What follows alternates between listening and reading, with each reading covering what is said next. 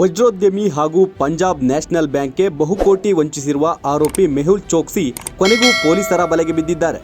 ಸ್ವಿಟ್ಜರ್ಲೆಂಡ್ಗೆ ಹಾರುತ್ತಿದ್ದ ಆರೋಪಿಯನ್ನ Belgium ಪೊಲೀಸರು ಕೆಡ್ಡಾಗೆ ಬೀಳಿಸಿದ್ದಾರೆ. 2018ರಲ್ಲಿ ಮೆಹುಲ್ ಚೋಕ್ಸಿ ಭಾರತ ಬಿಟ್ಟು ಪರಾರಿಯಾಗಿದ್ರು. ಕೆಲವು ದಿನಗಳ ಹಿಂದೆ ಆತ ಬೆಲ್ಜಿಯಂನಲ್ಲಿ ಇರುವ ಮಾಹಿತಿ ಸಿಕ್ಕಿತ್ತು. ಆತನನ್ನ ಬಂಧಿಸಿ ಗಡೀಪಾರು ಮಾಡುವಂತೆ ಭಾರತ ಸರ್ಕಾರ ಬೆಲ್ಜಿಯಂಗೆ ಮನವಿ ಮಾಡಿತ್ತು. ಇದರ ಬೆನ್ನಲ್ಲೇ ಬೆಲ್ಜಿಯಂ ಪೊಲೀಸರು ಚೋಕ್ಸಿ ಕೈಗೆ ಕೋಳ ತೊಡಿಸಿದ್ದಾರೆ. ವಜ್ರದ ವ್ಯಾಪಾರಿ ಮೆಹುಲ್ ಚೋಕ್ಸಿ ಮತ್ತು ನೀರವ್ ಮೋದಿ ಪಂಜಾಬ್ ನ್ಯಾಷನಲ್ ಬ್ಯಾಂಕ್ನಿಂದ 13,850 ಕೋಟಿ ರೂಪಾಯಿ ಸಾಲ ಪಡೆದಿದ್ರು. ಅದನ್ನು ಮರುಪಾವತಿ ಮಾಡದೆ ವಂಚನೆ ಮಾಡಿ ದೇಶ ಬಿಟ್ಟು ಪರಾರಿಯಾಗಿದ್ರು. ಈ ವಂಚನೆ ಪ್ರಕರಣದ ಕುರಿತು ಸಿಬಿಐ ಜಾರಿ ನಿರ್ದೇಶನಾಲಯ ತನಿಖೆ ಕೈಗೊಂಡಿವೆ.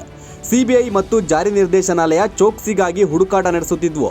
ಮುಂಬೈ ಕೋರ್ಟ್ ಚೋಕ್ಸಿ ವಿರುದ್ಧ 2 ಅರೆಸ್ಟ್ ವಾರೆಂಟ್ ಜಾರಿ ಮಾಡಿತ್ತು. ಈ ವಾರೆಂಟ್ ಅನ್ನು ಆಧಾರವಾಗಿಸಿಕೊಂಡು ಬೆಲ್ಜಿಯಂ ಪೊಲೀಸರು ಚೋಕ್ಸಿಯನ್ನ ಬಂಧಿಸಿದ್ದಾರೆ. ಈ ಮೊದಲು ಚೋಕ್ಸಿ ಆಂಟಿಗುವಾ ಮತ್ತು ಬರ್ಮುಡಾದಲ್ಲಿ ಇದ್ದಾರೆ ಅಂತ ಅಂದಾಜಿಸಲಾಗಿತ್ತು.